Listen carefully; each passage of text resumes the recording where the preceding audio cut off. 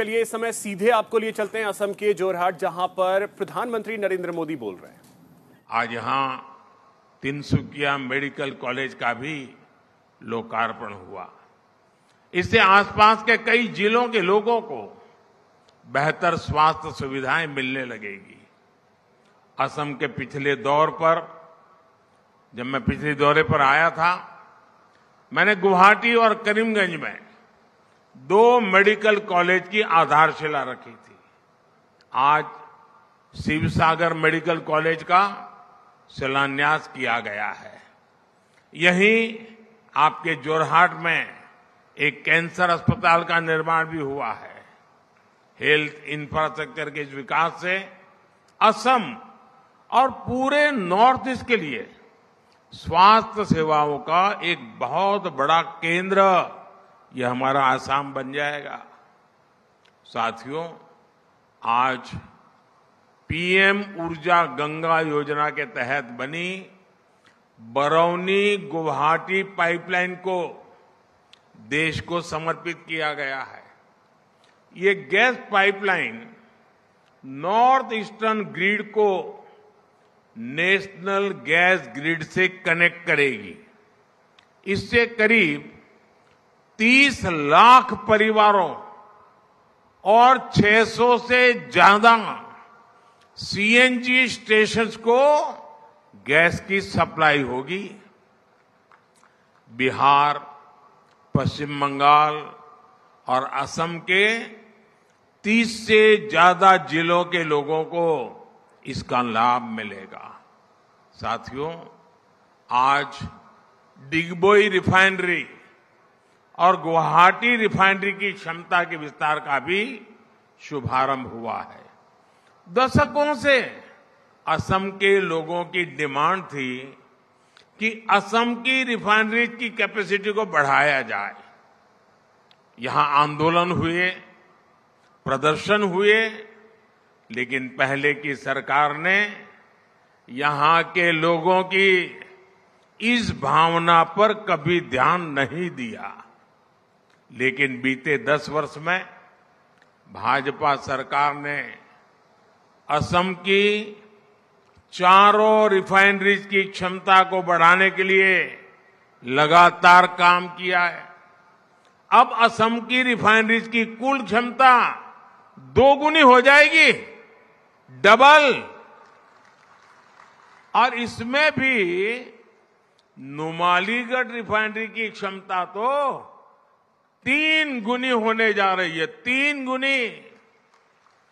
जब किसी क्षेत्र का विकास का मजबूत इरादा हो तो काम भी मजबूती से और तेज गति से होते हैं।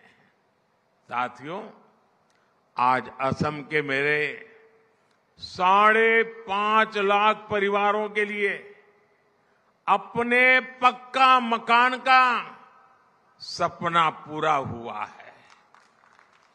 आप सोचिए, एक राज्य में 5.5 लाख परिवार अपनी पसंद के, अपनी मालिकी के पक्के घर में जा रहे हैं। भाइयों बहनों, जीवन का कितना बड़ा सौभाग्य है कि मैं आपकी सेवा कर पा रहा हूं।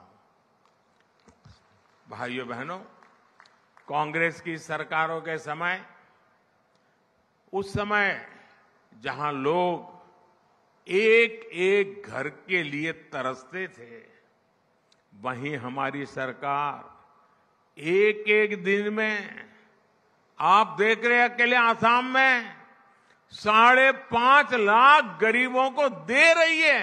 5.5 लाख घर। और एक घर ऐसे ही 4 दीवारें नहीं है। इन घरों में शौचालय, गैस का कनेक्शन, बिजली, नल से जल, ये सारी सुविधा भी इसके साथ ही जुड़ी हुई है, एक साथ मिली है। असम में अब तक ऐसे 18 लाख परिवारों को पक्का मकान दिया जा चुका है। और मुझे खुशी है कि पीएम आवास योजना के तहत दिए गए ज्यादातर घर महिलाओं के नाम रजिस्टर्ड किए गए हैं। अब घर की मालकिन ये मेरी माताएं बहनें बनी हैं, यानी इन घरों के लाखों महिलाओं को अपने घर की मालकिन बना दिया है। साथियों, हमारा प्रयास है कि असम की हर महिला का जीवन आसान हो। इतना ही नहीं, उसकी बचत भी बढ़े, आर्थिक रूप से उसको बचत हो। अभी कल ही विश्व महिला दिवस पर हमारी सरकार ने गैस सिलेंडर के दाम में 100 रुपये और घटा दिए। हमारी सरकार आयुष्मान कार्ड के जरिए जो मुफ्त इलाज की सुविधा दे रही है, उसकी बड़ी लाभार्थी हमारी माताएं, बहनें, महिलाएं हैं। जल जीवन मिशन के तहत असम में पिछले 5 साल में 50 लाख से ज्यादा नए घरों में पानी का कनेक्शन पहुंचा है। अमृत सरोवर अभियान के तहत, और अभी मुझे उसका कॉफी टेबल बुक रिलीज करने का मौका मिला, अमृत सरोवर अभियान के तहत यहां जो 3000 अमृत सरोवर बने हैं, उनका भी बहुत लाभ हो रहा है। भाजपा सरकार देश में 3 करोड़, ये मैं आपके लिए बोल रहा हूं, ये एक बढ़िया बढ़िया टोपी पहन के बैठी है ना बहने, 3 करोड़ लखपति दीदी बनाना, देश में 3 करोड़ लखपति दीदी बनाने का अभियान पर भी काम कर रही है। इस अभियान के तहत स्वयं सहायता समूह से जुड़ी महिलाओं को और सशक्त किया जा रहा है, उन्हें नए अवसर उपलब्ध कराए जा रहे हैं।